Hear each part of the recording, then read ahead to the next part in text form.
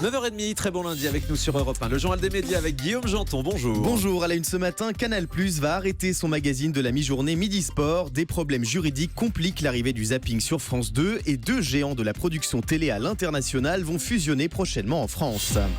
Et on commence donc avec l'arrêt de Midi Sport, le magazine quotidien d'Aïda Touiri sur Canal+.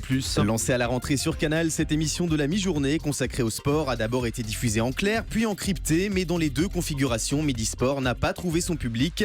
La chaîne cryptée a donc décidé de mettre fin au magazine dès le 3 novembre prochain. En revanche, sa présentatrice Aïda Touiri ne quitte pas le groupe Canal pour autant. Selon Le Parisien, l'ancienne chroniqueuse du Grand 8 rejoindra prochainement CNews pour une nouvelle émission sportive le week-end. Le transfert du zapping de Canal+ vers France 2 se complique en raison de problèmes juridiques. On vous en parlait ces derniers jours, le programme court culte de Canal+ pourrait faire son arrivée sur France 2 prochainement, avec à sa tête son producteur historique Patrick Ménet. Mais Le Parisien révèle ce matin que le contrat est loin d'être signé en raison de problèmes juridiques sur l'exploitation des images. Autrement dit, les autres chaînes pourraient demander à France 2 d'acheter leurs images au prix fort, voire interdire leur diffusion, alors que le zapping de Canal+ bénéficiait autrefois d'une tolérance. Et l'autre problème, c'est que France 2 n'aura pas le droit d'utiliser la marque Le Zapping, qui appartient à Canal+. Canal qui lance ce soir The Young Pop, une série événement avec Jude Law. La chaîne cryptée diffusera ce soir les premiers épisodes de cette série racontant l'histoire de Pie XIII, un pape fictif incarné par Jude Law. Au casting, on retrouve également les actrices françaises Cécile de France et Ludivine Sagné, et toutes les deux ont été très impressionnées par le beau Jude Law, comme elle l'explique au micro européen de Benjamin Rabier. Il est assez semblable au pape. Il a ce côté charismatique, énigmatique, mystérieux, profond, à l'écoute, mais en même temps extrêmement tendu. J'ai jamais vu un acteur aussi concentré, surtout sur un terme aussi long. C'était un vrai exemple et une vraie source d'inspiration. Moi, j'étais très impressionnée par son professionnalisme, et puis il avait vraiment beaucoup de travail. Et jamais il se plaignait. Il était toujours ultra impliqué, concentré, disponible, très généreux. Il suffisait de se connecter à lui et c'était parti. Voilà, Cécile de France et Ludivine Sagné, impressionnée par le beau Jude Law. Micro européen de Benjamin Rabier, lui aussi très impressionné par le beau Jude Law. The Young Pop, ça commence ce soir sur Canal. Série toujours sur Canal, Cadmerade annonce la date du tournage de la saison 2 de Baron Noir. Le célèbre comédien qui proposera prochainement une grande soirée de parodie avec son compère Olivier Barou sur Canal+, a annoncé ce week-end dans le Tube la date du tournage de la saison 2 de Baron Noir. Les nouveaux épisodes de cette série qui racontent les coulisses de la politique seront tournés dès le mois de mai prochain. Au casting de Baron Noir, on retrouve donc Cadmerade, mais aussi le talentueux Niels Arestrup. Les abonnés de Canal mécontents suite à un bug de l'application MyCanal hier soir. Oui, un bug survenu au mauvais moment hier soir pendant le classico PSG-OM. L'application pour smartphone, tablette et ordinateur MyCanal n'a pas fonctionné pendant plusieurs minutes. Des dizaines d'abonnés ont fait part de leur mécontentement sur les réseaux sociaux en s'en prenant vivement aux équipes de la chaîne cryptée. Ils ont néanmoins été rassurés à la fin du match puisqu'ils n'ont loupé aucun but. Le PSG et l'OM ont fait match nul 0-0.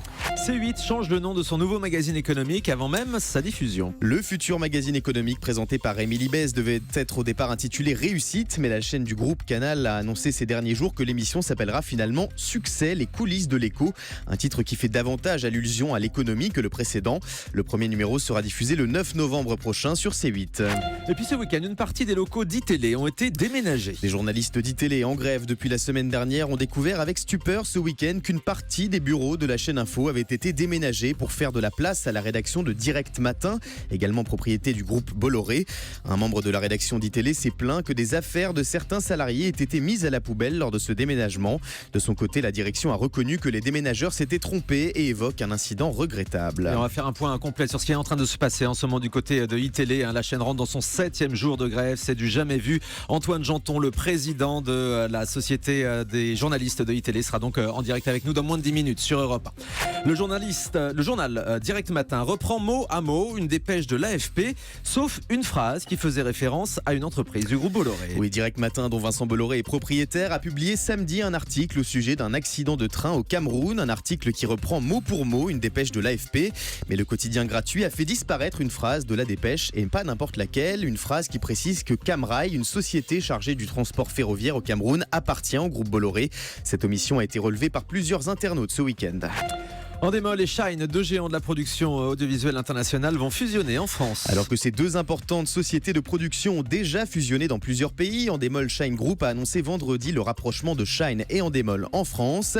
C'est l'actuel patron d'Endemol France, Nicolas Copperman, qui prendra la tête de cette nouvelle entreprise. Thierry Lachkar, le président de Shine France, a de son côté annoncé son départ au début de l'année 2017. Endemol et Shine France détiennent à eux deux plusieurs formats à succès, dont Money Drop, Miss France, Prodige ou encore Secret Story. On termine avec le chiffre du jour. 5, comme les 5 membres des Kids United. Après avoir sorti 2 albums à succès, ces jeunes talents de la chanson, révélés pour la plupart dans des talent shows à la télévision, débarqueront prochainement au cinéma.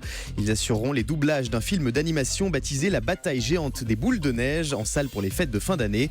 Après la musique, le cinéma, Gloria Esteban, Nilouzi, Gabriel et les autres ont décidément un beau destin.